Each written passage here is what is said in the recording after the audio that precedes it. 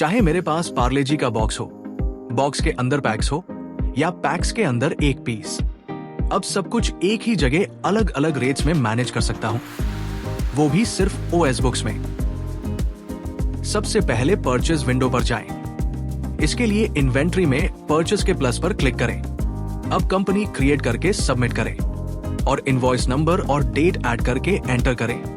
फिर product create करें। Product में जैसे पार्ले जी डालें और एंटर करके प्रोडक्ट को सबमिट करें। फिर अब टॉप साइड की सेटिंग आइकन पर क्लिक करें। शो यूनिट और सेल प्राइस सेटिंग को ऑन करें, फिर सेव करें। इस टेबल में आप देख सकते हैं मैं बॉक्स, पैक और पीस के अलग अलग परचेस और सेल रेट सेट कर रहा हूं। अब इसे ओएस बुक्स में कैसे मैनेज करते हैं, चलिए लाइव देखते हैं। सेटिंग ऑन करते ही क्वांटिटी यूनिट का एक नया ऑप्शन दिखाई देगा। बाय डिफॉल्ट इसमें पीसीज सेट होता है, लेकिन क्योंकि हम बॉक्स पैक पीसीज के हिसाब से काम कर रहे हैं तो सबसे पहले हमें पैक क्रिएट करना होगा। क्वांटिटी वाले फील्ड में टाइप करें पैक, फिर प्रेस करें एंटर। अब एक पॉपअप खुलेगा जहां हमें डिफाइन करना है कि एक पैक में कितने पीसीज होंगे। जैसे यहां हम डाल रहे हैं 10 पीसीज, क्वांटिटी में 10 डालें, यूनिट में पीसी सिलेक्ट करें और सेव करें। अब इसी तरह क्वांटिटी में टाइप करें बॉक्स, फिर एंटर दबाएं। पॉपअप में डिफाइन करें एक बॉक्स में जैसे 10 पैक्स हैं तो क्वांटिटी में 10 लिखें, यूनिट में पैक्स सिलेक्ट करें और सेव करें। अब जैसे ही आप एक बॉक्स का परचेज रेट दर्ज करेंगे, ओएस बुक्स अपने आप तीनों यूनिट्स, बॉक्स, पैक और पीसीज के रेट्स कैलकुलेट कर लेता है।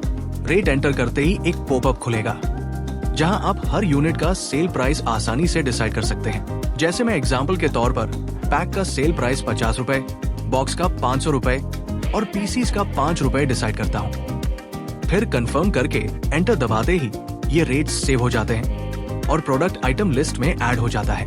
और लास्ट में बस सेव बटन दबाइए और आपका बिल सेव हो जाएगा। और लास्ट में आप डैशबोर्ड में स्टॉक सेक्शन में मोर इन्फो पर क्लिक करते हैं। वहां आपको पार्ले जी की पूरी डिटेल दिखाई देगी, कितने बॉक्स, पैक और पीसीज अवेलेबल है। अब मान लीजिए कि आप इनमें से कुछ बेच देते हैं तो उसके बाद स्टॉक में रियल टाइम में अपडेटेड क्वांटिटी भी आप देख सकते हैं। अब हमें इन्वेंट्री में जाकर सेल में प्लस पर क्लिक करना है, फिर कस्टमर को ऐड करें और एंटर करते हुए प्रोडक्ट वाले सेक्शन में पार्ले जी सिलेक्ट करें। जैसे अभी मैं पीसीज के हिसाब से सेल कर रहा हूं। अभी बॉक्स सेलेक्ट है तो बॉक्स का रेट शो हो रहा है। जैसे ही मैं पीसी सेलेक्ट करूंगा, पीसीज के हिसाब से रेट शो होने लगेगा। यही रेट हमने परचेज के समय सेल पॉपअप में सेट किया था, या आप चाहें तो मैन्युअली भी डाल सकते हैं।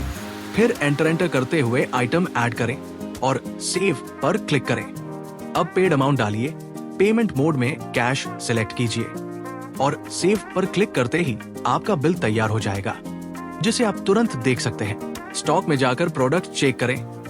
ओएस बुक्स आपको बचा हुआ एग्जैक्ट स्टॉक दिखाएगा।